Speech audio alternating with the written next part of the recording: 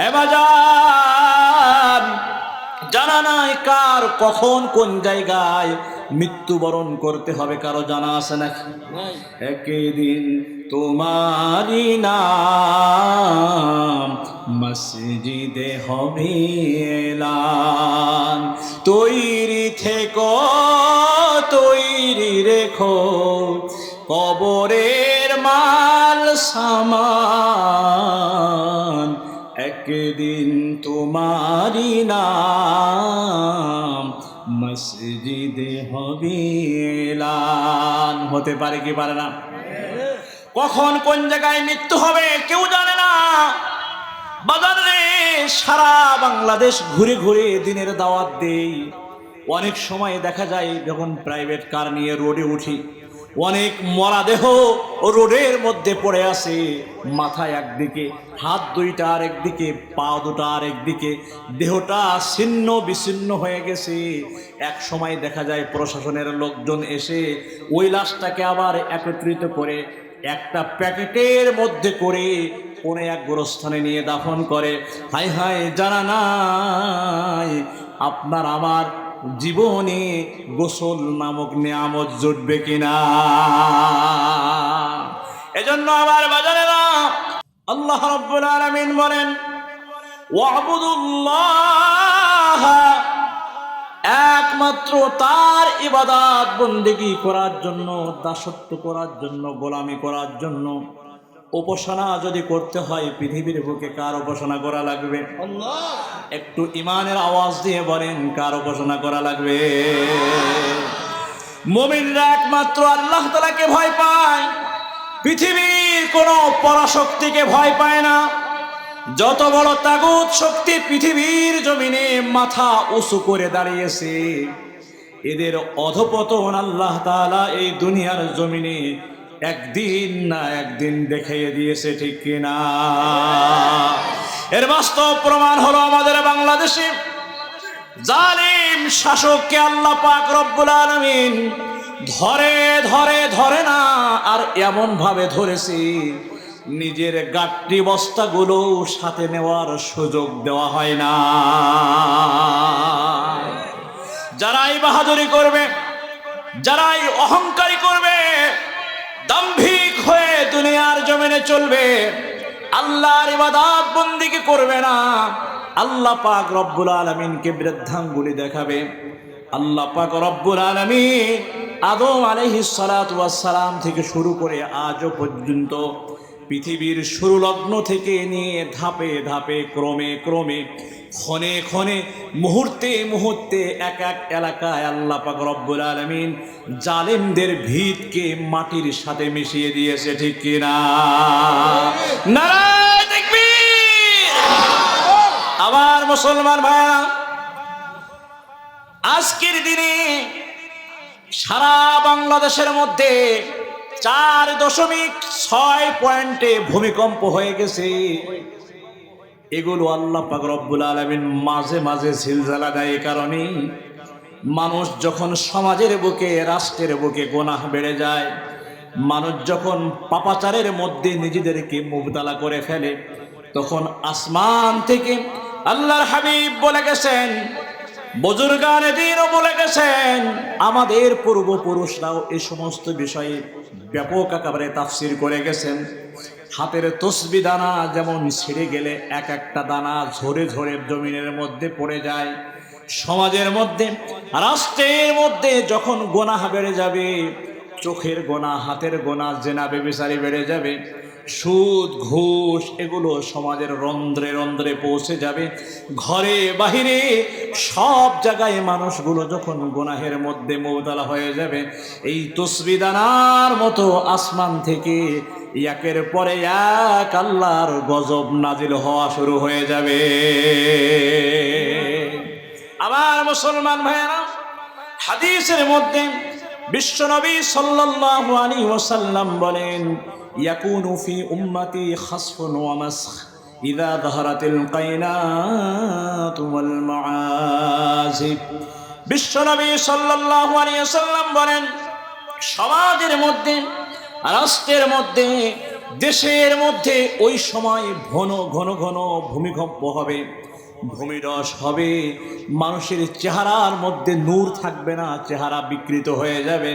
এটা কোন সময়? সাহাবায়ে কেরাম জিজ্ঞাসা করলেন আল্লাহর হাবিবকে। নবী করিম সাল্লাল্লাহু আলাইহি ওয়াসাল্লাম বলেন, ইদা যাহারাতিল কায়নাতু ওয়াল মাআসিব, সমাজের মধ্যে যখন খেলার সরঞ্জামাদি বেড়ে যাবে, নর্তকী বেশ্যা মহিলা বেড়ে যাবে, তখন ঘন ঘন ভূমিধস হবে, ঘন ঘন ভূমিকম্প হবে, বজ্রপাত হবে, অতিবৃষ্টি অনাবৃষ্টি দেখা যাবে। কোরআনুল কারীমের অপার আয়াতে কারিমার মধ্যে আল্লাহ তাআলা বলেন, যাহারাল ফাসাদু ফিল বাররি ওয়াল বাহরি বিমা কাসাবাত আইদিন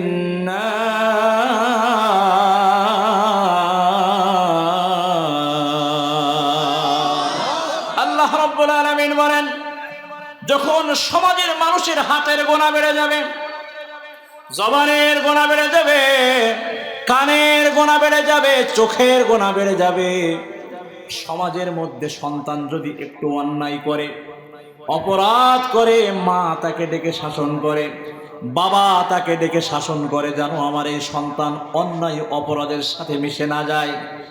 কারণ প্রত্যেকটা বাবা চায় আমার সন্তানটা যেন সমাজের বুকে একটা ভালো সন্তান হিসেবে বিবেচিত হয়, আমার সন্তানটা যেন সমাজের বুকে, আমার গ্রামে, আমার দেশের মধ্যে একটা নেককার পরহেজগার সন্তান হয়।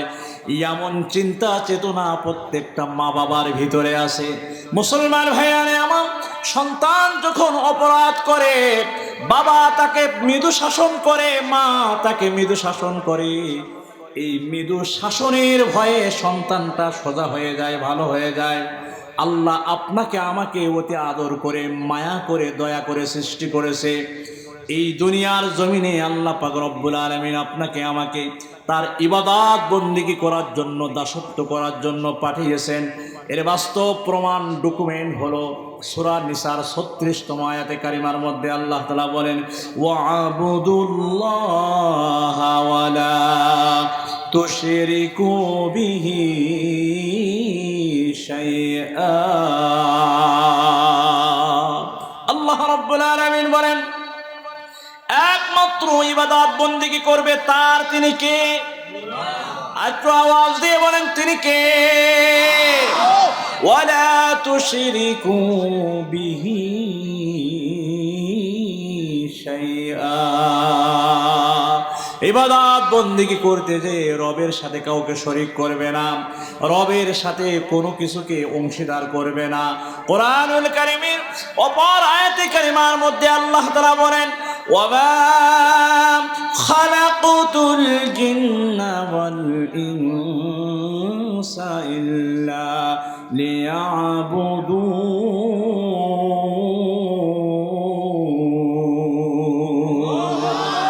আল্লাহ রাব্বুল আলামিন বলেন, মানুষ এবং জিনকে আল্লাহ পাক রব্বুল আলামিন তার ইবাদত বন্দেগী করার জন্য, দাসত্ব করার জন্য, গোলামি করার জন্য আল্লাহ তাআলা দুনিয়ায় পাঠিয়েছে। এই মানুষ যদি আল্লাহর ইবাদত বন্দেগী না করে, নামাজ যদি ঠিকমতো আদায় না করে, রোজা যদি ঠিকমতো না রাখে, হজ যদি আল্লাহর ভয়ে হজ না করে, যাকাত যদি আল্লাহর ভয়ে না দেয়, সমাজের বুকে যখন হাতের গোনা বেড়ে যাবে, চোখের গোনা যখন বেড়ে যাবে, কানের গোনা যখন বেড়ে যাবে, মাঝে মাঝে আল্লাহ তাআলা ছোট ছোট গজব দিয়ে বান্দাকে তার দিকে ফিরিয়ে নিয়ে আসে, ঠিক কিনা? বাস্তব ঘটনা আমি বলি। কোনাবাড়ি কেন্দ্রীয় জামে মসজিদ, 5 তলা মসজিদ, অনেক বড় পরিবেশ, অনেক বড় মসজিদ।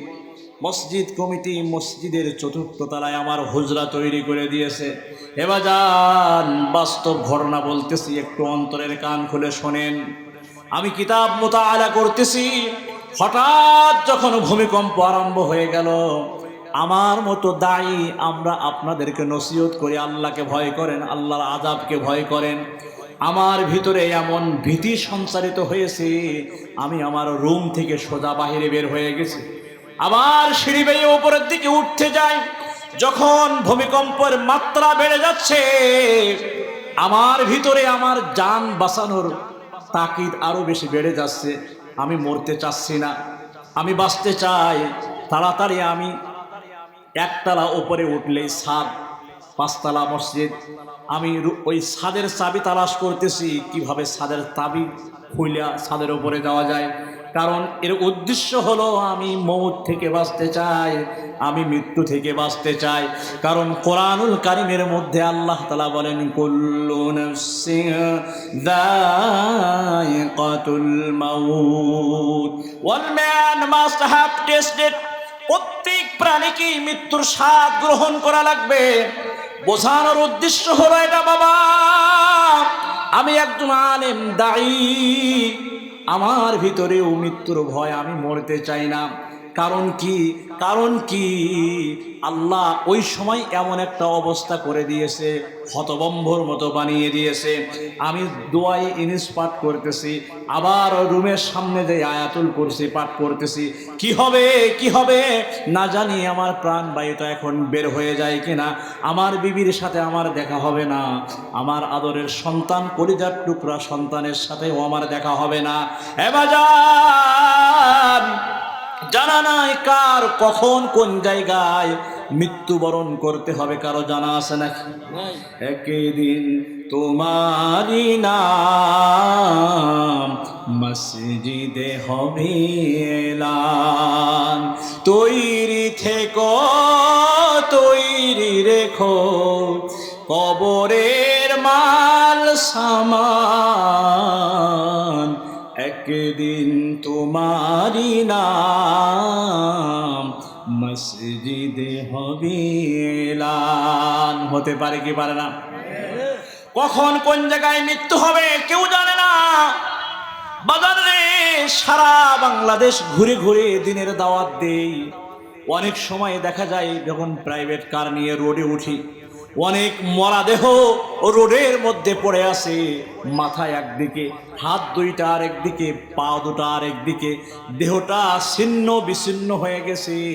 এক সময় দেখা যায় প্রশাসনের লোকজন এসে ওই লাশটাকে আবার একত্রিত করে একটা প্যাকেটের মধ্যে করে কোনো এক গোরস্থানে নিয়ে দাফন করে।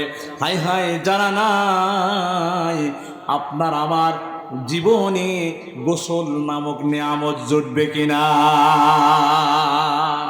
এজন্য আমার বাজারেরা বোঝানোর উদ্দেশ্য ছিল, পৃথিবীর জমিনে আল্লাহ পাক রব্বুল আলামিন আপনাকে আমাকে পাঠিয়েছেন তার ইবাদত বন্দিগি করার জন্য।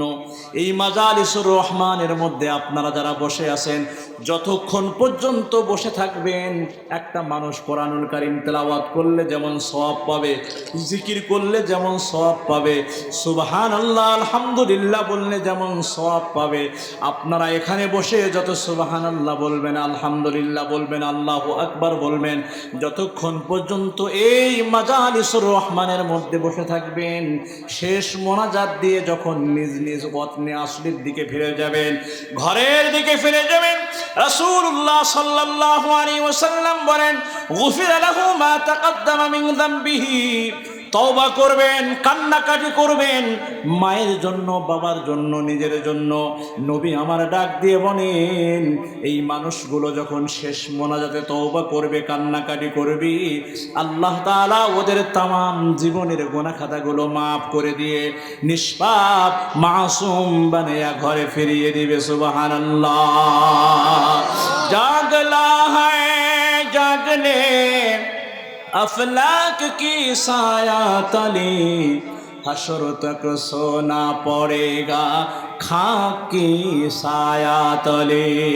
কতদিন ও ভাই, কতদিন কাটিয়ে দিয়েছেন গান বাজনার স্থানে, কতদিন সময়, কত সময় কাটিয়ে দিয়েছ মোবাইলে রঙ্গলীলা দেখতে দেখতে।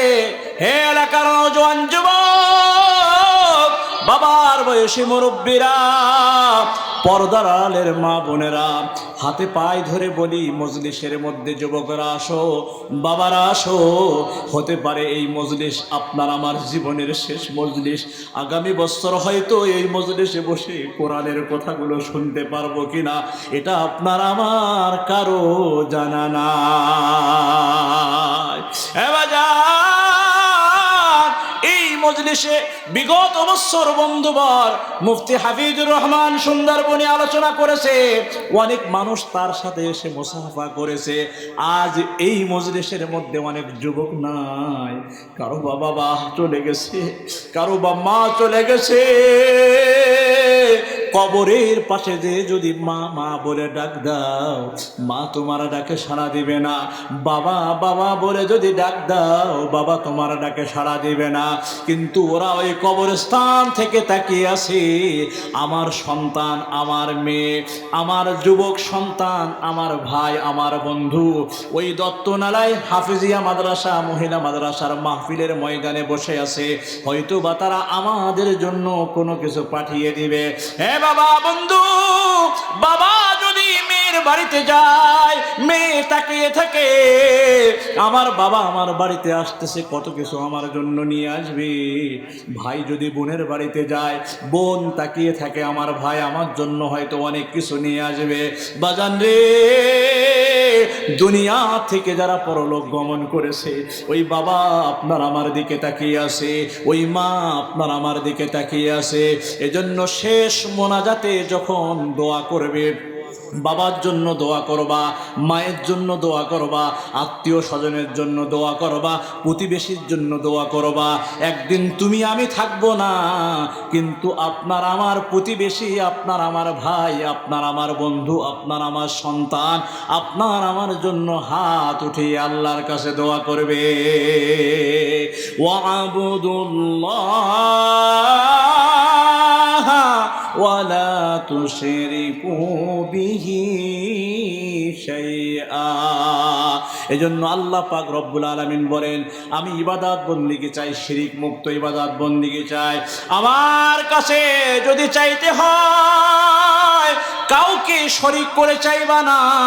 আমার কাছে যদি চাইতে হয়, দুইটা হাত উঠিয়ে দাও, বারে ইলাহিতে আল্লাহর কাছে ফরিয়াদ জানাও। আল্লাহ পাক রব্বুল আলামিন মনের সব মাকসাদগুলো পুরা করে দিবে, ঠিক কিনা? ওয়াবিল ওয়ালিদাইনি ইহসানা।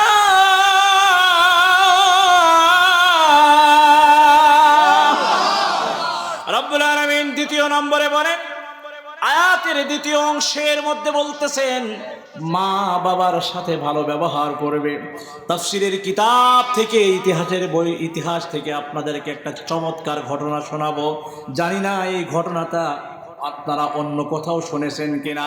আমাদের সিলসিলার মহৎ বড় একজন বুজুর্গ হযরতে আব্দুল্লাহ ইবনে মুবারক রহমতুল্লাহ আলাইহির জীবনে ঘটে যাওয়া একটা ঘটনা।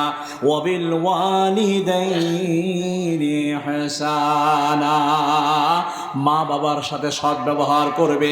আয়াতের শুরুতে বললেন আমার ইবাদত বন্দিগি করবে, আমার দাসত্ব করবে, গোলামি করবে। আয়াতের দ্বিতীয় অংশের দিকে আল্লাহ তাআলা বলতেছেন আমার ইবাদত বন্দিগির পরে মা বাবার সাথে ভালো ব্যবহার করবে, মা বাবার মুখ দিয়ে শব্দ পর্যন্ত উচ্চারণ করাবে না। কিন্তু আমাদের সমাজের অনেক ছেলেরা মেয়েরা এমন আছে, মাঝে মাঝে বক্তৃতার মধ্যে বলে থাকে কলিকালের পোলাপান, বাপরে বলে হুক্কান, মারে বলে কুটনি বুড়ি, বউরে বলে সোনা চান। এমন সন্তান আমাদের সমাজে আছে না নাই? এজন্য আল্লাহর হাবিব বলেন, কোন নারীকে যদি তোমার ঘরের পুত্রবধূ বানাইতে চাও, কোন মেয়েকে যদি বাড়ির বউ বানাইতে চাও, ওই নারীর 4টা গুণ দেখবে। কয়টা গুণ? সবাই আওয়াজ দিয়ে বলেন কয়টা গুণ? আরো একটু জোর আওয়াজে বলেন কয়টা গুণ? 4টা গুণ দেখবে। তুনকাহুল মারআতু লিআরবাইন, লিমালিহা ওয়া লিহাসাবিহা ওয়া লিজামালিহা ওয়া লিদীনিহা। আল্লাহর হাবিব বলেন সর্বপ্রথম দেখবে মেয়েটার মাল সম্পদ আছে কিনা, ধন সম্পদ আছে কিনা। এখন তো অনেকেই খুশি, হুজুর আমার বিয়াই অনেক টাকার মালিক, বৌমাকে আনছি, সাথে 5 ভরি স্বর্ণ দিছে, 10 ভরি স্বর্ণ দিছে, আমার ঘরটা একেবারে সাজিয়ে দিছে। এমন মানুষ আমাদের সমাজে আছে না? নাই। হা করে বসে আছে, সন্তান একটা দিছে আল্লাহ, যৌতুকের টাকা নেওয়ার জন্য হা করে বসে আছে। বিয়াই কখন দিবে টাকা? হায় হায় রে বাজান, ওই মেয়েটাকে লালন পালন করতে দেয়া একটা বাবার মাথার ঘাম পায়ে ফেলা রাখছে। আপনি ওই মেয়েটাকে আনতেছেন, আপনাকে উল্টা মেয়ের বাড়িটা সাজিয়ে দেওয়া দরকার। আবার বলে বিয়াই আপনার বাড়িতে বড় একটা অনুষ্ঠান করবেন, আমার বাড়িতেও বড় একটা অনুষ্ঠান করব।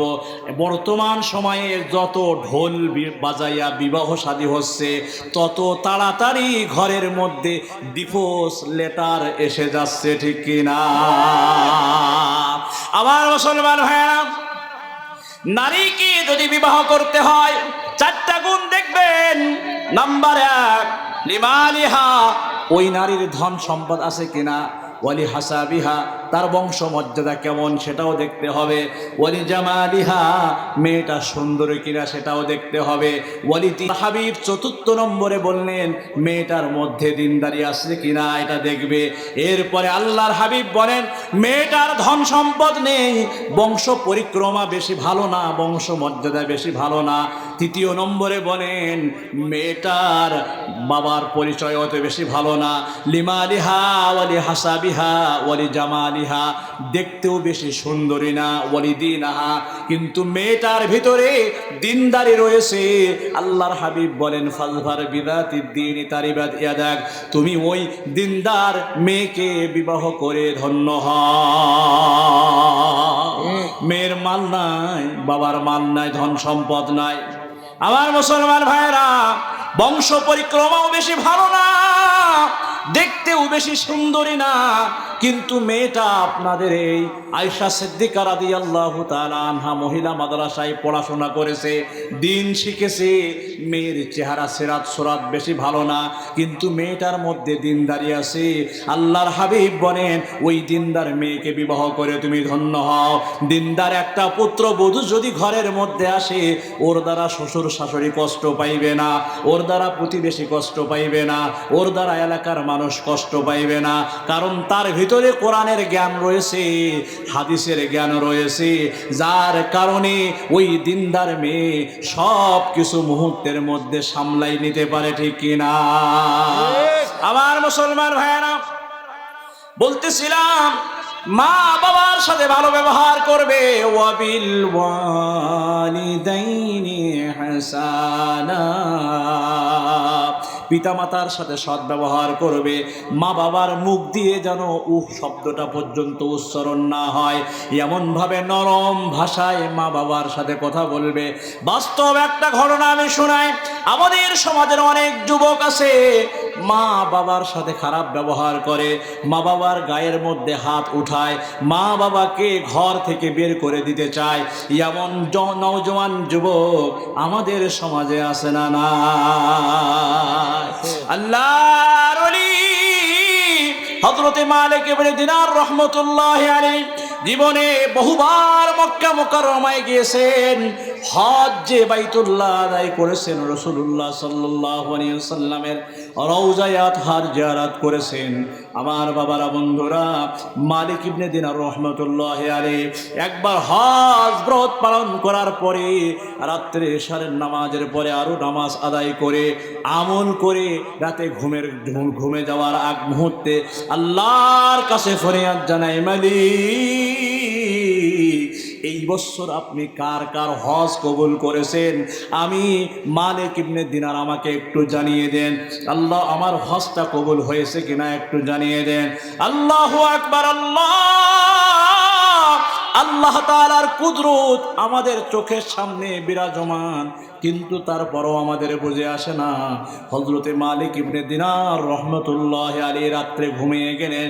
ঘুমের ঘরে তাকে জানিয়ে দেওয়া হলো, হে মালিক ইবনে দিনার, এই বছর আমি আল্লাহ সবার হজ কবুল করেছি, শুধুমাত্র একজনের হজ কবুল করি না। চিন্তায় পড়ে গেলেন আল্লাহর ওলি, না জানি ওই একজনের মধ্যে আমি আছি কিনা। আল্লাহ হয়তো সবার হজ কবুল করেছে, আমার হজটা হয়তো আল্লাহ কবুল করে নাই। পাগল পাড়া হয়ে গেছে। হায় হায়, ওই ব্যক্তি কে, কার হজ কবুল হয় নাই? আল্লাহর কাছে আবার ফরিয়াদ জানাই, মালিক আপনি আমাকে জানিয়ে দেন, আল্লাহ কার হজ আপনি কবুল করেছেন আর কার হজ কবুল করেন নাই। আল্লাহ রাব্বুল আলামিন বলেন, রে মালিক ইবনে দিনার, সবার হজ আমি কবুল করেছি, একজন ব্যক্তির হজ আমি কবুল করি নাই। তার নাম হলো মুহাম্মদ ইবনে হারুন সামরকান্দি রহমতুল্লাহি আলাইহি। এই ব্যক্তির হজ আমি কবুল করি নাই, আর সবার হজ আমি কবুল করেছি। বলে মালিক কারণ কি, কি কারণে তার হজ কবুল হয় নাই? বলে ওই ব্যক্তি কোথায় আছে? বলে মালিক রে, আজ 40 বছর যাবৎ সে হজ করতেছে, এই 40 বছরের মধ্যে কোনো বছরের হজ আমি কবুল করি না। বলে রব্বুল আলামিন, আমি ওই ব্যক্তিকে কোথায় পাবো? কোথায় গেলে তার সাথে আমার সাক্ষাৎ হবে? বলে ওই ব্যক্তি মক্কা মুকাররমায় আছে। হযরতে মালিক ইবনে দিনার রহমতুল্লাহি আলাইহি পাগল পাড়া হয়ে গেলেন, পাগল পাড়া হয়ে গেলেন। ওই ব্যক্তির খোঁজে একবার মক্কা মুকাররমায় হজ্জে বাইতুল্লাহর স্থানে, বাইতুল্লাহ শরীফের গিলাফ ধরে, গিলাফের আশপাশে বাইতুল্লাহর পাশে তাকে তালাশ করতেছে, কোথাও খুঁজে পাওয়া যাচ্ছে না। হাজিদের কাফেলায় যে জিজ্ঞাসা করে, আপনারা কি মুহাম্মদ ইবনে হারুনকে চিনেন? উনি কোথায় আছে জানেন? সবাই বলে না না না, আমরা মুহাম্মদ ইবনে হারুনকে তাকে চিনি না, জানি না। খোঁজ নিতে নিতে মক্কার বিরান ভূমির দিকে চলে গেল। যাওয়ার পরে কিছু লোক ডাক দিয়ে বলে, মালিক ইবনে দিনার, হ্যাঁ হ্যাঁ হ্যাঁ, আপনি যাকে খুঁজতেছেন তাকে আমরা চিনি, মুহাম্মদ ইবনে হারুন। ওই যে দেখো একটা গাছের নিচে সে ইবাদত বন্দেগী করতেছে, আজ 40 বছর যাবত সে এইখানে ইবাদত বন্দেগী করে, কান্নাকাটি করে, আল্লাহ বিল্লাহ করে। তার মতো ভালো মানুষ আমাদের দুই চোখে আর আমরা দেখি না। আমাদের সমাজে অনেক মানুষ আছে 5 ওয়াক্ত নামাজ পড়ে, মা বাবাকে কষ্ট দেয়, প্রতিবেশীকে কষ্ট দেয়, ভাই ভাইকে কষ্ট দেয়, আত্মীয় স্বজনকে কষ্ট দেয়, এমন মানুষ আমাদের সমাজে আছে না নাই? হযরতে মালিক ইবনে দিনার ওই ব্যক্তির পাশে গেল, দেখে সে দাঁড়িয়ে দাঁড়িয়ে নামাজ পড়তেছে, গলার এখানে ছিদ্র করে এখান থেকে শিকল নামায়া পায়ের সাথে শিকলটা আবদ্ধ করে রাখা হয়েছে। হযরতে মালিক ইবনে দিনার আল্লাহর বান্দা সালাম ফেরানোর পরে তাকে জিজ্ঞেস করতেছে, আপনি কি মুহাম্মদ ইবনে হারুন? বলে হ্যাঁ। আপনি আমার কাছে কেন এসেছেন? বলে একটা সংবাদ আপনাকে দেওয়ার জন্য এসেছি। এই বছরে আল্লাহ পাক রব্বুল আলামিন সবার হজ কবুল করেছে, কিন্তু আপনার হজ কবুল করে নাই। এর কারণ কি? কারণ জানার জন্য আপনার কাছে এসেছি। আল্লাহর বান্দা দুই চোখের পানি ছেড়ে দিয়ে কাঁদে আর ডাক দিয়ে বলে, হে মালিক ইবনে দিনার, আপনার মতো বাকি 39 বছর মানুষ আমার কাছে একজন না একজন আল্লাহর ওলি এসেছে, আমার কাছে এসে এই সংবাদ, দুঃখের সংবাদটা আমাকে দিয়েছে যে এই 40 বছর যাবৎ কোনো বছরের হজ আল্লাহ কবুল করে নাই। হযরতে মালিক ইবনে দিনার চোখের পানি ছেড়ে দিয়ে কাঁদে, ডাক দিয়ে বলে, ওগো আল্লাহর বান্দা, কারণ কি? কি কারণে আল্লাহ পাক রব্বুল আলামিন আপনার হজ কবুল করতেছে না? কারণ কি? বলে, হে মালিক ইবনে দিনার, আমি আমার মায়ের মনে কষ্ট দিয়েছি, সাধারণ কোনো কষ্ট না রে, এমন কষ্ট দিয়েছি। দেখো এই কষ্ট আমার মাকে আমি যেই হাত দিয়ে কষ্ট দিয়েছি, আমার ডান হাতটা দেখেন আমি নিজ হাতে কোড়াল দিয়ে কেটে ফেলেছি। শাস্তি স্বরূপ গলার মধ্যে পায়ের মধ্যে শিকল লাগাইয়ে রেখেছি 40 বছর। আমার অনেক জায়গা জমি ছিল, সব কিছু আমি আল্লাহর রাস্তায় সদকা করে দিয়েছি। আমার সুন্দরী বিবি ছিল, তাকেও আমি তালাক দিয়ে দিয়েছি। বলে কারণ কি, কি এমন অন্যায় তুমি মায়ের সাথে করেছো? আল্লাহর ওলি ডাক দিয়ে বলে, ও মালিক ইবনে দিনার, শাওয়ালের শেষ রাত্র ছিল, শবে বরাত কিংবা রমজান মাসের পহেলা দিন আসতেছে, এরকম রাত্রে সবাই ইবাদত বন্দেগী করতেছে, আর আমি মদ পাইছিলাম, নেশাগ্রস্ত ছিলাম, নেশা করতে ভালোবাসতাম, মদ খাইতে ভালোবাসতাম। রাত্রে নেশা করে মদাকাসক্ত হয়ে আমি আমার বাড়িতে আসি। আমার মা ছিল দিনদার, আমার মা আমাকে উদ্দেশ্য করে অনেক ধরনের কথাবার্তা বলে। আমার মা আমাকে ডাক দিয়ে বলে, হে সন্তান, দেখো তোমার প্রতিবেশী অনেক ভাইয়েরা মসজিদে যেয়ে নামাজ পড়তেছে, আত্মীয় স্বজন মসজিদে যেয়ে কান্নাকাটি করতেছে, নামাজ পড়তেছে, তুমি কেন গেলে না? তোমার মতো কুলাঙ্গার সন্তান আমি জন্ম দিয়ে খারাপ কাজ করেছি। এই কথা শোনার পরে হে মালিক ইবনে দিনার, আমার শরীরের মধ্যে অনেক রাগ চলে আসে। একদিকে আমি নেশাগ্রস্ত, আর একদিকে মায়ের কথাগুলো আমার কাছে বিষের মতো মনে হলো। আমি ডান হাত দিয়ে আমার মাকে ঘোষানো আরম্ভ করে দিলাম, মারপিট আরম্ভ করে দিলাম। যেই মা আমাকে 10 মাস 10 দিন গর্ভে করে রেখেছিল, ওই মায়ের গায়ে আমি হাত উঠিয়েছিলাম। মা, আমি যুবক মানুষ, আমার অত্যাচার সহ্য করতে না পেরে মা আমাকে আবারও রাগো হয়ে অশালীন ভাষায় গালিগালাজ করতে থাকে। আমি মাতাল অবস্থায় আমার মাকে ধরে আমি উনুনের মধ্যে ফেলে দিয়েছিলাম, চুলার মধ্যে ফেলে দিয়েছিলাম। এরপরে আমি আমার ঘরে চলে যাই, আমার মা চুলার আগুনে জ্বলে পড়ে সারখার হয়ে যায়। নাউজুবিল্লাহ। আমার মুসলমান ভাইরা, মুহাম্মদ ইবনে হারুন মালিক ইবনে দিনার রহমতুল্লাহ আলাইহিকে ডাক দিয়ে বলে, ও আল্লাহর ওলি, আমার বিবি ছিল দিনদার। সকালবেলা চোখ মুছতে মুছতে আমার বিবি আমার দরজার সামনে দিয়ে কলাঘাত করে। আমি বের হলাম, বিবি আমার চোখের পানি ছেড়ে দিয়ে ডাক দিয়ে বলে, প্রাণের স্বামী হে, আপনি রাত্রে এমন একটা অন্যায় কাজ করেছেন, আপনার মাকে আপনি আগুনের মধ্যে ফেলে একেবারে কাবাব বানিয়ে ফেলেছে। চোখের পানি ছেড়ে দিয়ে কাঁদে, কত বড় ভুল কাজ আমি করে ফেলেছি। হে মালিক ইবনে দিনার, আমার বিবি আমাকে ত্যাগ করার অনুমতি চাইল, যে আমি তোমাকে ছেড়ে দূরে চলে যেতে চাই। কারণ যে সন্তান তার মাকে নিজ হাতে পুড়িয়ে মারতে পারে, এমন স্বামীর আমার দরকার নাই। দুনিয়ার জমিনে কত নারী আছে তাদের স্বামী নাই, তারা যেমন কষ্ট করে চলাফেরা করে, আমিও সেরকম কষ্ট করে চলাফেরা করব। তারপরও তোমার মতো জালেমের সাথে আমি ঘর সংসার করতে চাই না। বলে আমার স্ত্রী আমাকে ছেড়ে চলে গেল। আমি আমার চুলার পাশে, উনুনের পাশে যেয়ে দেখি আমার মায়ের গোটা দেহটা আগুনে পড়ে কয়লা হয়ে গেছে। হ্যাঁ মালিক, আল্লাহর ওলি, চোখের পানি আমি আর ধরে রাখতে পারলাম না। ঘরের মধ্যে যাইয়া কুঠারটা নিজ হাতে নিয়া আমি আমার ডান হাতটাকে টুকরো টুকরো করে অর্ধেক অংশ কেটে দিলাম। এরপরও মনে হয় আমি আমার মায়ের সাথে যে অন্যায় করেছি, আমার রব হয়তো আমাকে মাফ করবে না।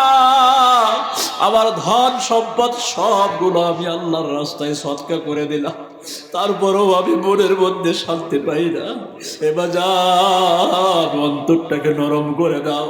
কত ভাই মায়ের সাথে বেয়াদবি করেছ, উস্তাদের সাথে বেয়াদবি করেছো, বাবার সাথে বেয়াদবি করেছো। বাবা মা যদি দুনিয়ার জমিনে বেঁচে থাকে, হাত পায়ে ধরে মা বাবার কাছ থেকে মাপ চেয়ে নিও। এই রত্ন হারিয়ে গেলে আর পাইবা না রে ভাই। আমিও একজন মাহারা সন্তান। দুনিয়ার জমিনে আমার মা নাই। ঢাকা শহরে থাকা অবস্থায় মায়ের খেদমত বেশি কি করতে পারি নাই। একটা সপ্তাহের জন্য আমি বাড়িতে ছুটি নিয়ে গিয়েছিলাম। আমার মনটা চেয়ে বলতেছে আমার মা হয়তো এই সপ্তাহের মধ্যে আল্লাহর ডাকে সাড়া দিয়ে চলে যাবে। ঠিকই মঙ্গলবারের দিন মা অনেক অসুস্থ হয়ে যায়। মায়ের জন্য আমি ডাক্তার আনতে যাই। মা বিছানায় কাতর হয়ে পড়ে আছি। আমি মায়ের কাছে ডাক্তার নিয়ে আসি। মাকে আমি মা বলে ডাক দেই। মা খালি একটু আমার দিকে তাকাইলো, একটু ফিরলো। এ বাজার, আমার জীবনের ঘটনা আমি বলি। আমার মাকে ওই দিন আমি নিজ হাতে গোসল করাইছি, সাবান দিয়ে সুন্দর করে পরিষ্কার পরিচ্ছন্ন করে গোসল করাইছি। মা আমাকে বারবার বলতো বাবা রে তুই নিজ হাতে আমাকে একটু গোসল করিয়ে দে। মা অসুস্থ ছিল। হে বাজার, কত সন্তান মা বাবা অসুস্থ হয়ে গেলে মা বাবার সাথে খারাপ ব্যবহার করে। না না, হাতে পায়ে ধরে বলি বাবা মায়ের সাথে বেয়াদবি করো না, বাবার সাথে বেয়াদবি করো না। এই অল্প দিনের জিন্দেগির মধ্যে মা বাবার বদদুয়া যদি তোমার প্রতি থাকে, এই দুনিয়ার জমিনে তুমি নেক সন্তান হতে পারবা না। যত টাকা পয়সা থাকুক না কেন, মায়ের একটা নরম নিঃশ্বাসের সাথে সব কিছু মুহূর্তের মধ্যে শেষ হয়ে যাবে। মাকে আমি সুন্দর করে গোসল করাইলাম, ডাক্তার নিয়ে আসলাম। মায়ের মাথাটা আমার বাম হাতের উপরে। মা বলে মাকে আমি ডাক দিলাম, একটুখানি আওয়াজ দিল। এরপরে ডাক্তারকে আমি বললাম ঔষধ দেন। মায়ের মুখের মধ্যে ঔষধ দিলাম। হায় হায়, ঔষধটা মায়ের মুখে আর যাচ্ছে না। বাজান রে, ডাক্তার ওই সময় লাইটটা এনে মায়ের চোখের মধ্যে লাগাইতেছে। অন্ধকার হয়ে গেছে কিংবা দিবালোক অবস্থা রয়েছে। মায়ের চোখের মধ্যে ডাক্তার টর্চ লাইট মারার পরে বলতেছে হুজুর আপনার মা আর দুনিয়ার জমিনে জিন্দা নাই। আল্লাহর হাবিব বলেন আনতা ওয়া মালুকা লিয়াবিকা, তুমি এবং তোমার ধন সম্পদ সব কিছু তোমার বাবার অবদান। মা বাবা যদি দুনিয়ার জমিনে আপনাকে আমাকে আসার ব্যাপারে চেষ্টা প্রচেষ্টা না করতো, এই দুনিয়ার মুখ আপনি আমি দেখতে পারতাম না। এজন্য মা বাবার সাথে বেয়াদবি করা যাবে না। কে কে রাজি আছেন দুইটা হাত তুলে আল্লাহকে দেখিয়ে দেন। মা বাবার সাথে বেয়াদবি করবেন? আর জোরে বলেন করবেন? মা বাবার সাথে বেয়াদবি করা যাবে না। আল্লাহর হাবিব বলেন হুমা নারুকা ওয়া জান্নাতুকা, তোমার মা বাবা তোমার জান্নাতে যাওয়ার কারণ, তোমার মা বাবা তোমার জাহান্নামে যাওয়ার কারণ। হযরতে মুহাম্মদ ইবনে হারুন ডাক দিয়ে বলে আল্লাহর ওলি, আমার ধন সম্পদ বিবি বাচ্চা সব কিছু ত্যাগ করে একটুখানি মাপ পাওয়ার আশায় আমি এই 40 বছর মক্কা মুকাররমায় রয়েছি। কাবার গেলাপ ধরে কাঁদি, আল্লাহ আমাকে মাফ করে না। এত ইবাদত বন্দেগী করি, তাহাজ্জুদের নামাজ আদায় করি, তারপরেও আল্লাহ আমাকে মাফ করে না। আপনি বলেন আল্লাহ পাক রব্বুল আলামিন কি আমাকে মাফ করবে? হযরতে মালিক ইবনে দিনার রাহমাতুল্লাহি আলাইহি ডাক দিয়ে বলে ওগো আল্লাহর বান্দা, মাফ করবে কি করবে না এটা হলো আল্লাহর ব্যাপার, আমি জানি না। তবে তুমি যত বড় অন্যায় করেছো মাফ পাবে কিনা আমি নিজেও আশা করতে পারতেছি না। হযরতে মালিক ইবনে দিনার রাহমাতুল্লাহি আলাইহি ওখান থেকে ফিরে আসলেন। আল্লাহর বান্দা মুহাম্মদ ইবনে হারুন চলে গেলেন কাবার কাছে, কাবার গেলাপ ধরে কান্দে, আল্লাহ 40 বছর হয়ে গেল মায়ের সাথে বেয়াদবি করার কারণে তোমার দরবারে পড়ে আসি মাপ পাওয়ার আশায়। আল্লাহ তুমি যদি আমাকে ফিরিয়ে দাও, কার কাছে যাব মালিক? কে আমাকে ক্ষমা করবে। আল্লাহ আমাকে তুমি মাফ করে দাও, যাওয়ার কোনো জায়গা নাই। কান্নাকাটি করে হযরতে মুহাম্মদ ইবনে হারুন চলে আসলেন। ওদিক দিয়ে আরো একটা আশ্চর্য ঘটনা ঘটে যায়।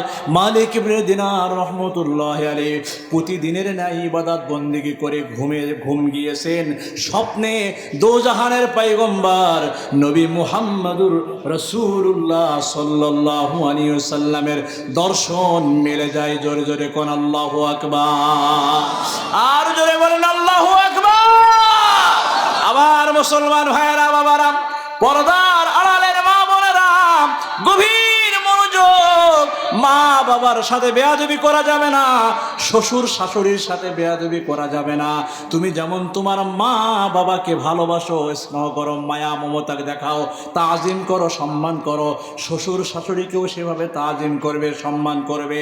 হ্যাঁ নওজোয়ান যুবক, নিজের মা বাবাকে যেমন সম্মান করো, ভালোবাসো, তোমার স্ত্রীর বাবা মাকে, তোমার শ্বশুর শাশুড়িকে ওই রকম সম্মান করবে, মর্যাদা দিবে। দেখবা এদিক দিয়ে মা বাবা দোয়া করবে, ওদিক দিয়ে শ্বশুর শাশুড়ি দোয়া করবে। আল্লাহ তাআলা তোমার ইজ্জত মাকাম দুনিয়ার জমিনে আকাশ চুম্বি করে দিবে কে?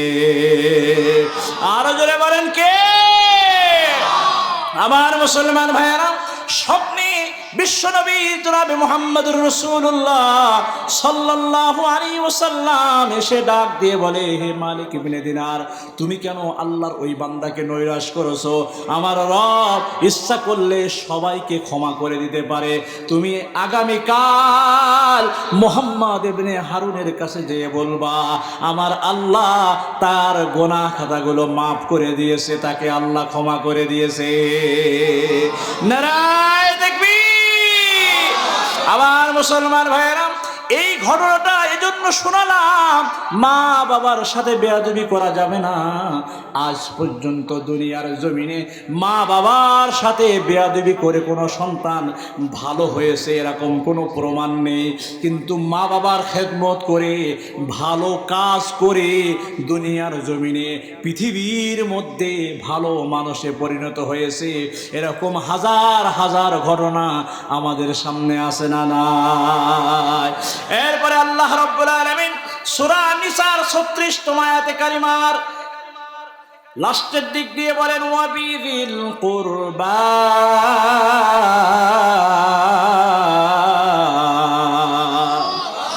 আরো জোরে বলেন আল্লাহু আকবার। ওয়াল ইয়াতামা ওয়াল মাসাকিন ওয়াল জারি জিল কুরবা ওয়াল জারিল জুনুব।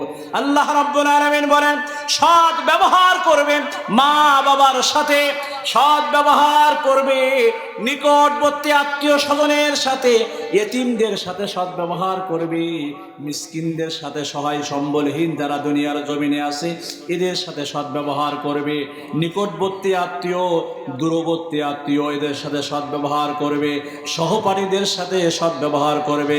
ওয়াবনিস সাবিল, মুসাফির যারা আছে মুসাফিরদের সাথে সৎ ব্যবহার করবে।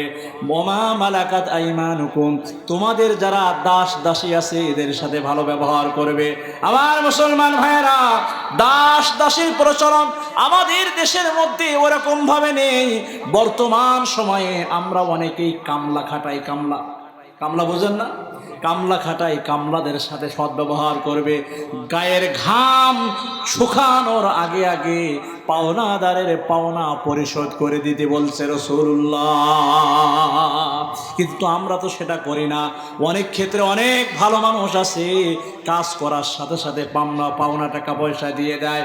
আর অনেকেই আছে আজ না কাল, কাল না পশু, পশু না তশু, এভাবে করতে করতে 100 টাকার আদায় করতে যে ওর 150 টাকা দামের জুতার তলা ক্ষয় হয়ে যায়। এরকম ঘটনা আমাদের সমাজে ঘটে কিনা? আমার মুসলমান ভাইরা, ওমা মালাকাত আইমানুকুম, দাস দাসীদের সাথে ভালো ব্যবহার করতে বলেছেন আল্লাহ।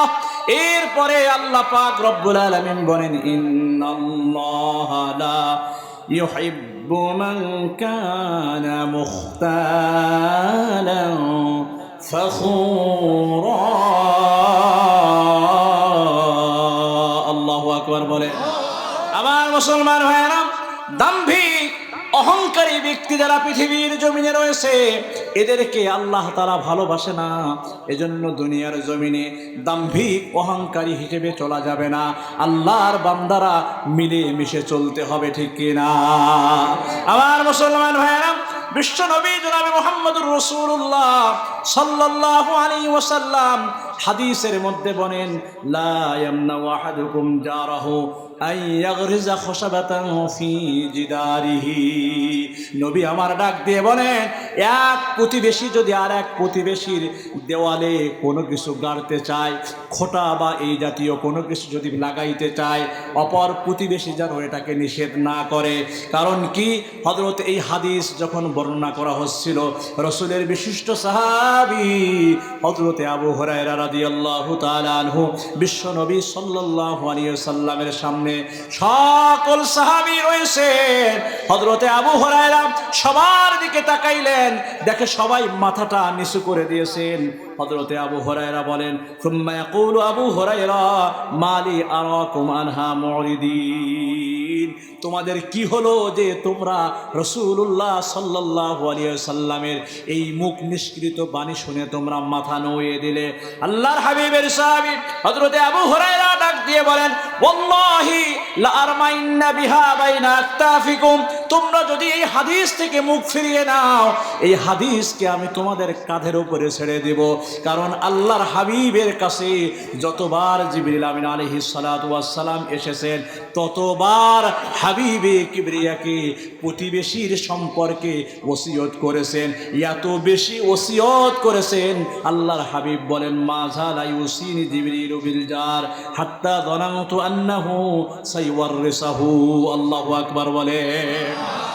আল্লাহর হাবিব বলেন, যতবার জিবরিল আমিন আমার কাছে এসেছে, ততবার প্রতিবেশীর সম্পর্কে আমাকে ওসিয়ত করেছে, ইয়া রাসূলুল্লাহ, প্রতিবেশীর সাথে ভালো ব্যবহার করবে, প্রতিবেশীর সাথে ভালো ব্যবহার করবে।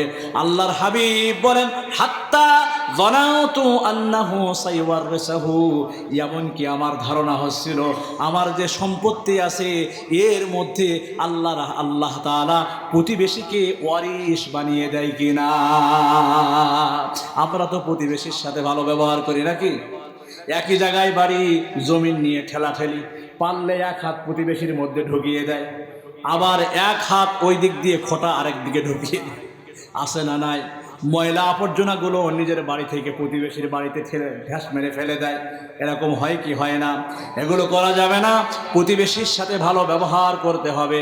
আমার পর্দার আড়ালের মা বোনেরা, আল্লাহর হাবিব সাল্লাল্লাহু আলাইহি ওয়াসাল্লামের সাহাবী হযরত আবু হুরায়রা রাদিয়াল্লাহু তাআলা আনহু থেকে বর্ণিত হাদিস, তিনি বলেন, বিশ্ব নবী সাল্লাল্লাহু আলাইহি ওয়াসাল্লাম বলেছেন, ইয়া নিসাআল মুসলিমাত লা তাহকিরান্না জারাতুন লিজারাতিহা আইয়াগরিজা জারাতুন লিজারাতিহা ওয়ালাউ ফিরসিনা শাতিন। আল্লাহর হাবিব বলেন, হে মুসলিম নারীরা, মুসলিম রমণীরা, কোন মুসলিম নারী যেন অপর কোন মুসলিম নারীকে হাদিয়া ফেরত দিয়ে কষ্ট না দেয়। ওয়ালাউ ফিরসিনা শাতিন, যদিও সেটা বকরির পায়ের খুরও হয়, তারপরেও যেন কোনো নারী যদি কোনো নারীকে হাদিয়া দেয়, এই হাদিয়া ফেরত দিয়ে যেন কষ্ট না দেয়। আমার মুসলমান ভাইয়েরা, আল্লাহর হাবিব সাল্লাল্লাহু আলাইহি ওয়াসাল্লাম প্রতিবেশীর হক বোঝাইতে যে আরো ডাক দিয়ে বলেন, মান কানা ইউমিনু বিল্লাহি ওয়াল ইয়াউমিল আখির فليكرم ضيفه ومن كان يؤمن بالله واليوم الآخر فلا يؤذي جاره ومن كان يؤمن بالله واليوم الآخر فليقل خيرا أو ليصمت। বিশ্বনবী জনাবে মুহাম্মদুর রাসূলুল্লাহ সাল্লাল্লাহু আলাইহি ওয়াসাল্লাম ডাক দিয়ে বলেন, যে ব্যক্তি আল্লাহ এবং আখিরাতের উপরে বিশ্বাস রাখে, যে ব্যক্তি আল্লাহ এবং আখিরাতের প্রতি বিশ্বাস রাখে, অর্থাৎ এই দুনিয়ার জমিনে আল্লাহর ইবাদত বন্দেগী করা লাগবে। কবর, হাসর, মিজান, পুলসিরাত আপনার আমার সামনে রয়েছে। যে ব্যক্তি এগুলোকে বিশ্বাস করে সে যেন তার প্রতিবেশীর সাথে খারাপ ব্যবহার না করে। আবার হাদিসের মধ্যে আল্লাহর হাবিব বলেন, ওয়ামান কানা ইউমিনু বিল্লাহি ওয়াল ইয়াউমিল আখির ফালইকুরিম দাইফাহু, যে ব্যক্তি আল্লাহ এবং আখিরাতকে বিশ্বাস করে সে যেন মেহমানের কদর করে, মেহমানের মেহমানদারি করে। আল্লাহর হাবিব আরো ডাক দিয়ে বলেন এই হাদিসের মধ্যে, ওয়ামান কানা ইউমিনু বিল্লাহি ওয়াল ইয়াউমিল আখির ফালইয়াকুল খাইরান আও লিয়াসমুত, যে ব্যক্তি আল্লাহ এবং আখিরাতের উপরে বিশ্বাস স্থাপন করে সে যদি পারে ভালো কথা বলবে, অন্যথায় চুপ থাকবে। আল্লাহর হাবিবকে জিজ্ঞাসা করা হলো, আইয়ুল ইসলামি খাইর ইয়া রাসূলুল্লাহ, ইসলামের মধ্যে, মুসলমানের মধ্যে কোন গুণটা সবচেয়ে বেশি ভালো? বিশ্বনবী জনাবে মুহাম্মদুর রাসূলুল্লাহ সাল্লাল্লাহু আলাইহি ওয়াসাল্লাম বলেন, ক্বালা তুতঈমুত তাআমা ওয়া তাকরাউস সালামা আলা মান আরাফতা ওয়া মান লাম তা'রিফ। বিশ্বনবী জনাবে মুহাম্মদুর রাসূলুল্লাহ সাল্লাল্লাহু আলাইহি ওয়াসাল্লাম বলেন, অন্যকে খানাপিনা খাওয়ানো, অপরকে আহার করানো, আর পরিচিত অপরিচিত প্রত্যেককে সালাম প্রদান করা। বিশ্বনবী জনাবে মুহাম্মদুর রাসূলুল্লাহ সাল্লাল্লাহু আলাইহি ওয়াসাল্লাম বলেন, এক প্রতিবেশীর উপরে আর এক প্রতিবেশীর 6টা হক রয়েছে। এর মধ্যে সর্বপ্রথম যে হকটা রয়েছে সেটা হলো দেখা হলে পরস্পরের মাঝে সালাম বিনিময় করা। আজকের তাফসীর থেকে এই 6টা বিষয় আমরা খুব ভালোভাবে জব্দ করে নিব। নাম্বার 1, সালাম প্রদান করা। কে কে সালাম প্রদান করবেন? 2টা হাত তুলে আল্লাহকে দেখিয়ে দেন। এবাজান প্রতিবেশী হিসেবে প্রতিবেশীকে সালাম দিবেন। হিংসা অহংকার ভিতরের মধ্যে রাখা যাবে না। নাম্বার 2, আল্লাহর হাবিব বলেন, কোনো প্রতিবেশী যদি অপর প্রতিবেশীকে দাওয়াত দেয়, এই দাওয়াত গ্রহণ করাও হলো প্রতিবেশীর হক। নাম্বার 3, আল্লাহর হাবিব বলেন, কোনো প্রতিবেশী যদি অপর প্রতিবেশীর কাছে ভালো কোনো পরামর্শ চায়, প্রতিবেশী হিসেবে আপনার দায়িত্ব কর্তব্য ধরা খেয়ে যায়, ঠিক কিনা? এক প্রতিবেশী আর এক প্রতিবেশীকে সৎ পরামর্শ চাইলেও কৌশলে অসৎ পরামর্শ ঢুকিয়ে দেয়। বলে, ভাই আমি এই কাজটা কিভাবে করলে ভালো হবে। ভালো পথ দেখানো তো দূরের কথা, খারাপ পথ দেখিয়ে দেয়। এমন প্রতিবেশী আমাদের সমাজে আছে না নাই? ছোট্ট একটা ঘটনা বলি। একই এলাকায় বসবাস করে 2 বন্ধু। রাত্রে এক বন্ধু দেউকে স্বপ্ন দেখতেছে, পরীকে স্বপ্ন দেখতেছে। পরী এসে বলতেছে যে তোমাকে একটা ছাগল দিব, নিবা? হ্যাঁ ঠিক আছে, ছাগল যদি আমাকে দাও আমি নিব।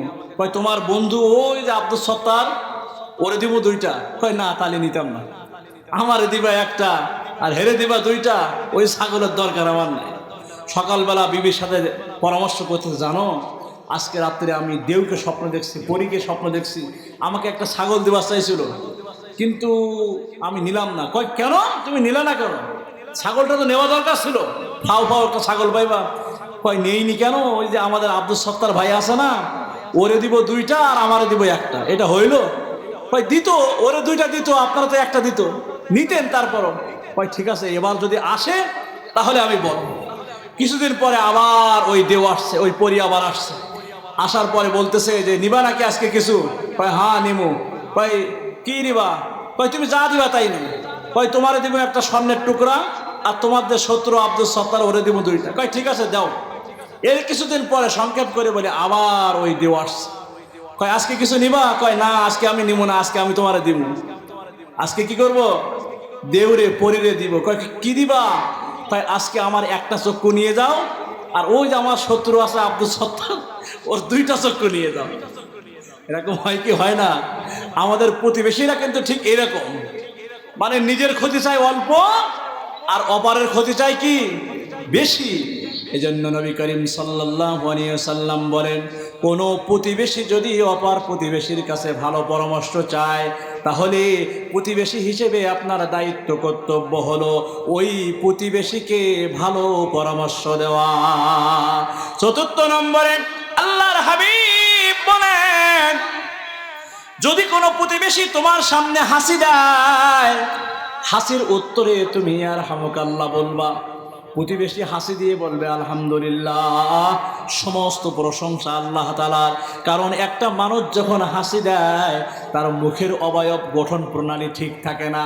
চোখ থাকে উপরের দিকে, ঠোঁট চলে যায় আরেক দিকে, জিহ্বা বের হয়ে যায়, নাক দিয়ে মুখ দিয়ে থুতু হিঙ্গল বের হয়ে যায়। বলে মুখের অবয়ব গঠন প্রণালী ঠিক থাকে না। এই ব্যঙ্গাতৃপ্ত মুখকে যেই রব আবার পূর্বের ন্যায় ঠিক করে দিল, এই রবের সন্তুষ্টির জন্য ওই মানুষটা তাৎক্ষণিক পড়ে আলহামদুলিল্লাহ, যে আল্লাহ আমার সেন্টার যেভাবে বেঁকে গিয়েছিল, যদি তুমি এইভাবে রাখতা, তাহলে আমার এই মুখের সেন্টার দেখে সমাজের মানুষ ভয় পেত, ঠিক কিনা? কিন্তু এই গঠন প্রণালী আল্লাহ আবার ঠিক করে দিল। এজন্য একটা মানুষ যখন হাসি আসে, হাসি আসার পরে কি বলে? আলহামদুলিল্লাহ। আর যখন ওই অপর প্রতিবেশী এটা শুনবে আলহামদুলিল্লাহ, জবাবে বলবে রাহমাকাল্লাহ, আল্লাহ তোমার উপরে রহম করুক। আবার হাসিটা বলবে ইয়াহদিকুমুল্লাহু ওয়া ইসলিহু বালাকুম, আল্লাহ তাআলা তোমাকে আমাকে হেদায়েত দান করুক আর আমাদের অবস্থা অবয়ব গঠন প্রণালী ঠিক করে দেন। পঞ্চম নম্বরে আল্লাহর হাবিব বলেন, ও দুনিয়ার মানুষ, তোমরা শুনিয়া রাখো, তোমার কোনো প্রতিবেশী ভাই যদি অসুস্থ হয়ে যায়, মুমূর্ষু অবস্থায় থাকে, মৃত্যু সজ্জায় থাকে, কিংবা অসুস্থ হয়ে যায়, প্রতিবেশী হিসেবে দায়িত্ব কর্তব্য হলো ওই প্রতিবেশী ভাইয়ের খোঁজ খবর রাখা, ওই প্রতিবেশী ভাইয়ের সহযোগিতায় এগিয়ে আসা। ষষ্ঠ নম্বরে বিশ্বনবী জনাবে মুহাম্মদুর রাসূলুল্লাহ সাল্লাল্লাহু আলাইহি ওয়াসাল্লাম বলেন, কোনো প্রতিবেশী যদি মারা যায়, প্রতিবেশী হিসেবে আপনার দায়িত্ব কর্তব্য হলো ওই প্রতিবেশীর বাড়িতে যাওয়া, এরপরে প্রতিবেশীর খোঁজ খবর নেওয়া, এরপরে প্রতিবেশীর জানাজায় শরীক হওয়া। আমার মুসলমান ভাইয়েরা, মুবারকময় একটি হাদিস আপনাদের সামনে পাঠ করেছিলাম। আল্লাহ পাক রব্বুল আলামিনের নবী তার সাহাবী হযরত আবু হুরায়রা রাদিয়াল্লাহু তাআলা আনহু থেকে বর্ণিত হাদিস, তিনি বলেন আল্লাহর হাবিব সাল্লাল্লাহু আলাইহি ওয়াসাল্লাম বর্ণনা করেছেন, আন আবি হুরায়রা রাদিয়াল্লাহু তাআলা আনহু قال قال رسول الله صلى الله عليه وسلم من يأخذ عنها أولئك الكلمات فيعمل بهن أو يعلم من يعمل بهن। একবার আল্লাহর হাবিব সাল্লাল্লাহু আলাইহি ওয়াসাল্লাম আমাদের মাঝে তাশরীফ নিয়ে আসলেন, এরপরে আমাদেরকে উদ্দেশ্য করে বললেন, হে আমার সাহাবীরা, তোমাদের মধ্যে এমন কে আছে যে আমার থেকে এই বাক্যগুলো শিখবে, তার উপরে আমল করবে, অথবা নিজে শিখে এই বাক্যগুলো অপর মুসলমান ভাইয়ের কাছে পৌঁছে দিবে।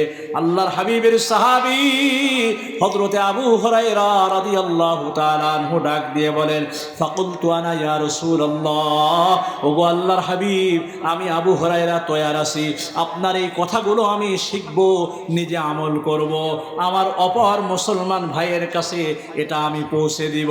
সুবহানাল্লাহ।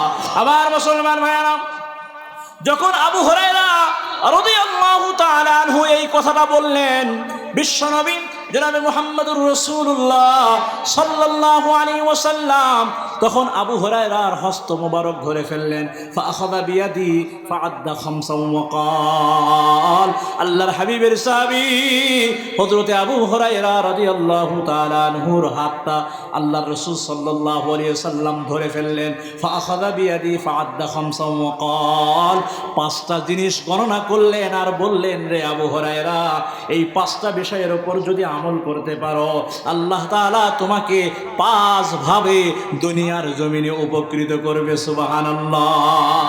আর জোরে বলে সুবহানাল্লাহ।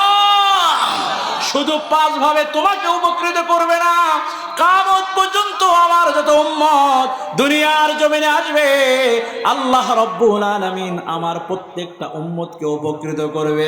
আল্লাহর হাবিব বললেন, পাঁচটা জিনিসের মধ্যে সর্বপ্রথম, ইত্তাকিল মাহারিমা তাকুন আ'বাদান নাস। আল্লাহু আকবার বলেন।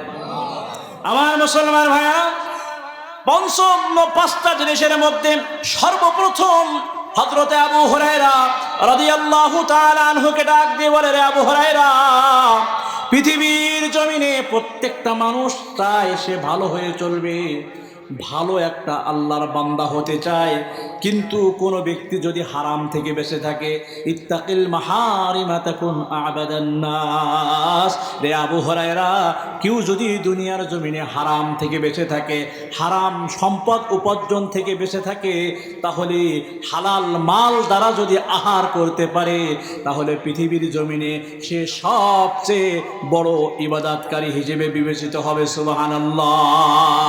কারণ হাদিসের মধ্যে নবী আলাইহিস সালাতু ওয়াস সালাম বলেন, লা ইয়াদখুলুল জান্নাতা জাসাদুন গুযিয়া বিল হারাম। আপনার আমার কলিজার টুকরা বিশ্বনবী সাল্লাল্লাহু আলাইহি ওয়াসাল্লাম ডাক দিয়ে বলেন, হারাম ভক্ষণকারীর দেহ আল্লাহর তৈরি জান্নাতে যাবে না। এজন্য হালাল মাল দ্বারা যদি আহার করতে পারো, পৃথিবীর জমিনে সবচেয়ে বড় ইবাদত বন্দিগিকারী হতে পারবে। মুসলমান ভাইয়ারে আমার, হালাল মাল এক টুকরা কিংবা দুই টুকরা হোক, এটা খেয়ে যদি একটা সিজদা করেন আল্লাহকে, দুইটা সিজদা করেন আল্লাহকে, খালেস নিয়তে যদি নামাজ আদায় করেন, এই নামাজটা আমার মন বলে হালাল রুজি খাওয়ার কারণে সরাসরি আল্লাহর দরবারে কবুল হয়ে যাবে, ঠিক কিনা?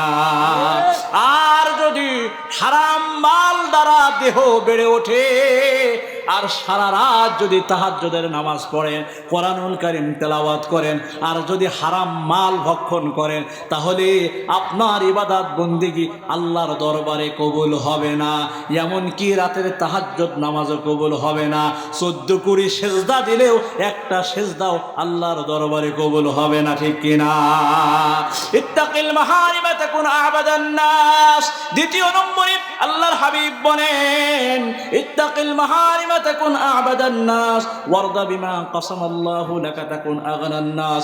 এই পৃথিবীর জমিনে আমরা প্রত্যেকেই ধনবান ব্যক্তি হতে চাই, প্রত্যেকেই 5 তলা 10 তলা বিল্ডিং এর মালিক হতে চাই, প্রত্যেকেই অনেক টাকা পয়সার মালিক হতে চাই, কিন্তু আল্লাহর হাবিব বলেন, রে আবু হুরায়রা, তুমি যদি তাকদীরকে বিশ্বাস করো, তুমি যদি তাকদীরের উপরে অটল থাকতে পারো, ভালো মন্দ যা কিছু হয় কার পক্ষ থেকে? সবাই একটু আওয়াজ দেন, কার পক্ষ থেকে?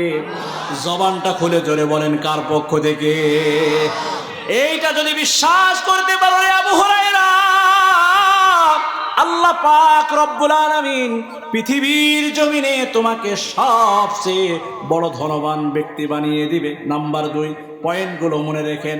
নাম্বার 1, ইত্তাকিল মাহারিমা তাকুন আবাদান নাস। নাম্বার 2, ওয়ারদা বিমা কাসামাল্লাহু লাকা তাকুন আগনান নাস। নাম্বার 3, ওয়াহসিন ইলা জারিকা তাকুন মুমিনা। আল্লাহর হাবিব বলেন, তুমি যদি পাক্কা মুমিন হতে চাও, তাহলে তোমার প্রতিবেশীর সাথে তুমি ভালো ব্যবহার করবা। প্রতিবেশীর সাথে যদি ভালো ব্যবহার করো, তাহলে তুমি পাক্কা মুমিন হতে পারবে। ওয়ারদা বিমা কাসামাল্লাহু লাকা তাকুন আগনান নাস ওয়া আহসিন ইলা জারিকা তাকুন মুমিনা ওয়ালা ওয়াহিব্বা লিন-নাসি মা তুহিব্বু লিনাফসিকা তাকুন মুসলিমা। হে আবু হুরায়রা, তুমি যদি একজন পাক্কা মুসলমান হতে চাও, তাহলে নিজের জন্য তুমি যেটা পছন্দ করবা, তোমার অপর মুসলমান ভাইয়ের জন্য তুমি সেটা পছন্দ করবা। নিজে ভালো মন্দ খাইলা, নিজে ভালো পোশাক পরিচ্ছদ পরিধান করলা, কিন্তু তোমার প্রতিবেশী অনেক কষ্টের মধ্যে জীবনযাপন করে, অনাহারে ওয়ারদাহারে জীবনযাপন করে, তুমি তাদের খোঁজ খবর রাখো না, তাহলে তুমি পাক্কা মুসলমান হতে পারবা না। 5 নম্বরে আল্লাহর হাবিব বলেন, ওয়ালা তুকসিরিদ দিহকা ফাইন্না কাসরাতাদ দিহকি তুমিতুল কলব। আল্লাহর হাবিব বলেন, রে আবু হুরায়রা, জীবনে যত গুনাহ হয়ে গেছে, চোখের গুনাহ হয়ে গেছে, কানের গুনাহ হয়ে গেছে, জবানের গুনাহ হয়ে গেছে, অঙ্গ প্রত্যঙ্গের গুনাহ হয়ে গেছে, এই গুনাহের কথা স্মরণ করে বেশি বেশি করে কান্নাকাটি করো। ওয়ালা তুকসিরিদ দিহকা ফাইন্না কাসরাতাদ দিহকি তুমিতুল কলব। যদি বেশি বেশি হাসাহাসি করো, দুনিয়ার মোহে যদি লিপ্ত হয়ে যাও, তাহলে কলব মরে যাবে, ওই কলবটা জিন্দা হওয়া হবে না। এই জন্য বেশি বেশি করে ইবাদত বন্দেগী করবা, কান্নাকাটি করবা, কারণ জাহান্নাম কিন্তু বড় কঠিন জায়গা। জাহান্নামে যদি একবার ফয়সালা হয়ে যায়, তাহলে কঠিন থেকে কঠিন কঠিন শাস্তির আওতা ভোগ করতে হবে। আল্লাহর হাবিবের সামনে হযরত জিবরিল আমিন একবার চলে আসলেন। আল্লাহর হাবিব জিজ্ঞাসা করলেন, ভাই জিবরাইল, আমাকে একটু জাহান্নামের বর্ণনা শুনিয়ে দাও। আল্লাহর হাবিব সাল্লাল্লাহু আলাইহি ওয়াসাল্লাম জিবরিল আমিন আলাইহিস সালাতু ওয়াস সালাম আল্লাহর হাবিবকে বললেন, ইয়া রাসূলুল্লাহ, জাহান্নাম বড় ভয়ঙ্কর জায়গা, অনেক অন্ধকার, অনেক অন্ধকার। আমার মুসলমান ভাইয়েরা, এই জাহান্নামকে জ্বালাইতে জ্বালাইতে সাদা বর্ণ করে ফেলা হয়েছে, আবার প্রজ্বলিত করতে করতে জাহান্নামকে কালো বর্ণ করে ফেলা হয়েছে, আবার জ্বালাইতে জ্বালাইতে এই জাহান্নামের আগুনকে লেলিহান বর্ণ করে করা হয়েছে। বলে এই লেলিহান অবস্থা আর পরিবর্তন করা হয় নাই। আমার মুসলমান ভাইয়েরা, হযরতে জিবরিল আমিন বলে, ইয়া রাসূলুল্লাহ, জাহান্নাম হলো অন্ধকার, জাহান্নাম হলো কঠিন জায়গা। নাম্বার 2, আল্লাহর হাবিবকে ডাক দিয়ে বলেন, ইয়া রাসূলুল্লাহ, ইয়া হাবিবাল্লাহ, জাহান্নাম থেকে যদি সূচের মাথা পরিমাণ আগুন যদি দুনিয়ার জমিনে নেমে আসে, পৃথিবীর সব কিছু মুহূর্তের মধ্যে জ্বলে পড়ে ছারখার হয়ে যাবে। চোখের পানিগুলো ছেড়ে দিয়ে হযরত জিবরিল আমিন কান্নাকাটি করে আল্লাহর হাবিবকে বলেন, ইয়া রাসূলুল্লাহ, ইয়া হাবিবাল্লাহ, জাহান্নামের যে আগুন রয়েছে, এই আগুনের মধ্যে যে কাপড় চোপড়গুলো পোড়ানো হয়, জাহান্নামের এক টুকরা কাপড় যদি এনে আসমান এবং জমিনের মধ্যখানে যদি ঝুলিয়ে রাখা হয়, এই কাপড়ের দুর্গন্ধে পৃথিবীর সব মানুষগুলো মারা যাবে। আমার মুসলমান ভাইয়েরা, আল্লাহর হাবিবকে আরো বলেন, ইয়া রাসূলুল্লাহ, জাহান্নামীরা যখন কোনো কিছু খাইতে চাইবে, তাদেরকে ঝাক্কুম ফল দেওয়া হবে। আর এই ঝাক্কুম ফল এত তিতা কাঁটাযুক্ত ফল। এই ফলের এক ফোঁটা রস যদি দুনিয়ার জমিনে পড়ে, রবি গো, পৃথিবীর জমিনে মানুষের খাদ্য উৎপাদন বন্ধ হয়ে যাবে। এর তিক্ততার কারণে মানুষ দুনিয়ার জমিনে যা কিছু বপন করুক না কেন, সব কিছু খাওয়ার অনুপযোগী হয়ে যাবে। এরপরে আল্লাহর হাবিবকে বললেন, ইয়া রাসূলুল্লাহ, ইয়া হাবিবাল্লাহ, কোরআনুল কারীমের মধ্যে জাহান্নামের 19 জন ফেরেশতার কথা আল্লাহ বর্ণনা করেছেন। এই 19 জন ফেরেশতা থেকে যদি একজন ফেরেশতা দুনিয়ার জমিনে নেমে আসে, ওগো আল্লাহর হাবিব, এই ফেরেশতার অবয়ব গঠন প্রণালী দেখে পৃথিবীর সব মানুষগুলো মুহূর্তের মধ্যে মারা যাবে। 6 নম্বরে আল্লাহর হাবিবকে হযরত জিবরিল আমিন আলাইহিস সালাতু ওয়াস সালাম ডাক দিয়ে বলেন, ইয়া রাসূলুল্লাহ, ইয়া হাবিবাল্লাহ, আল্লাহ পাক রব্বুল আলামিন জাহান্নাম তৈরি করে রেখেছে। জাহান্নামীরা জাহান্নামের আযাব সহ্য করতে না পেরে জাহান্নাম থেকে ভাগতে চাইবে, ভেগে যেতে চাইবে। ওগো নবীজি, শিকল দ্বারা তাদেরকে বেঁধে রাখা হবে। ইয়া রাসূলুল্লাহ, ইয়া হাবিবাল্লাহ, জাহান্নামীদেরকে যে শিকল দিয়ে বেঁধে রাখা হবে, ওই শিকল থেকে একটা বা একটা অংশ যদি দুনিয়ার জমিনে নামিয়ে দেওয়া হয়, ওই শিকলের ভারে পৃথিবী মুহূর্তের মধ্যে ভূমিকম্প হলে যেমন ধসে যায়, মুহূর্তের মধ্যে এই পৃথিবীটা ওলট পালট হয়ে যাবে। তরফাতুল আইনে জাহাবার হামজানাত, তরফাতুল আইনে জাহাবার হামজানাত, কসনামি আরদ কে আন্দাদম সানাত। বাজান রে, পৃথিবীর জমিনে অনেক ইতিহাস আছে, অনেক ওয়াকিয়া আছে। আল্লাহ পাক রব্বুল আলামিন বিভিন্ন ঘটনা বিভিন্ন জায়গায় দেখিয়ে আপনাকে আমাকে ইবরত হাসিল করার জন্য, শিক্ষা অর্জন করার জন্য আল্লাহ তাআলা এগুলো দেখিয়েছেন। এজন্য শায়ের বলেন, চোখের পলক ফেলতে দেরি হবে, কিন্তু আল্লাহ তাআলা এই কায়নাত, এই পৃথিবীকে ধ্বংস করতে একটুকু সময় নেবে না। তরফাতুল আইনে জাহাবার হামজানাত, কসনামি আরদ কে আনজাদম সানাত। এজন্য আমার বাজানেরা, আমার বাবারা, বন্ধুরা, পর্দার আড়ালের মা বোনেরা, আজকের আলোচনার সারমর্ম হলো প্রতিবেশীর সাথে ভালো ব্যবহার করতে হবে, আল্লাহর ইবাদত বন্দিগি করতে হবে, মা বাবার সাথে সৎ ব্যবহার করতে হবে, মা বাবার সাথে খারাপ ব্যবহার করা যাবে না। আর আমাদের আশপাশে যারা বসবাস করতেছে আমাদের প্রতিবেশী হিসেবে, প্রতিবেশীর সাথে যদি আপনি আমি ভালো ব্যবহার করতে পারি, আল্লাহর হাবিব বলেন আপনি আমি পাক্কা একজন মুমিন হতে পারবো। আর প্রতিবেশীর সাথে যদি খারাপ ব্যবহার করি তাহলে আপনার আমার কপালে জান্নাত জুটবে কিনা আল্লাহ ভালো জানে। এজন্য প্রতিবেশীর সাথে ভালো ব্যবহার করবো তো ইনশাআল্লাহ। ঢাকা মাহফিল সুস্থ সমাজ গড়ার বিপ্লবী চেতনায়।